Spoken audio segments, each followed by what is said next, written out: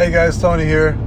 Just letting you guys know that just looking at charts right now, DogeCoin is looking like it might create an absolutely perfect sell-off right now. You guys know that I'm testing my reverse MACD. Basically, instead of focusing on giving you buy signals, it actually focuses on giving you sell signals, right? So it's the great thing about it is a huge it's been pretty accurate on reversals. And as soon as this little what is it called, as soon as this MACD actually touches towards the upside and turns bullish, which is actually a reverse MACD, so we're actually looking for that bullish crossover to sell. And the stochastic is actually up top, creating tops, and the moving average is actually headed downwards, which is that red line right here going down, crossing over the blue line. It's setting up, like I said, it's setting up for a very perfect sell-off. So we need to be very careful at what DogeCoin does today, today till tomorrow, because I think it's very important to see what it actually does within the next couple of hours.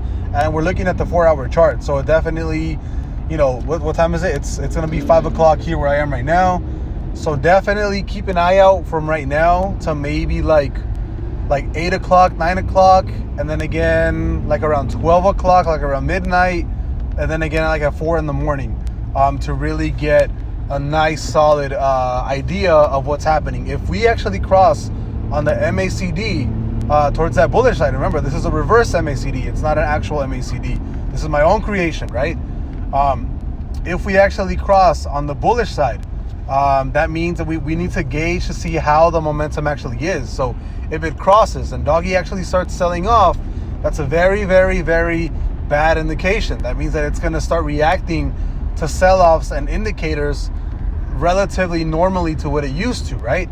Or if it actually crosses and we're actually trading sideways or we go up, we can continue on basically, you know, but we're not necessarily buying into DogeCoin because we don't know what the top is going to be, but we can basically be pretty comfortable holding our position like into the weekend and seeing DogeCoin possibly go even a little bit higher. And even right now, the next fib level is going to be that 53-cent mark, but we have to start closing candles above this 40-cent level. If we don't start closing candles above this 40-cent level, you know, I can easily see Doggy going right back down to like 20 cents or something, possibly lower.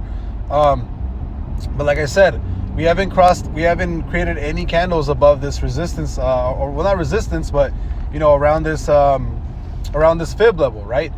We need to start closing candles above this fib level to actually hit that 53-cent mark.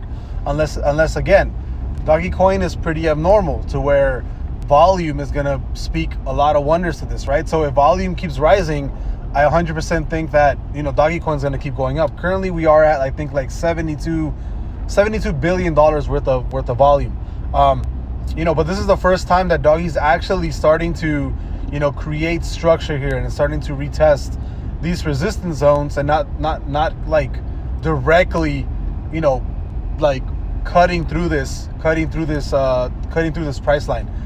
But also take into consideration that if Doggy actually starts climbing back down, I do 100% think that every single other altcoin is going to start running, but only in the chance that Doggy actually plummets. So I'll see you guys later.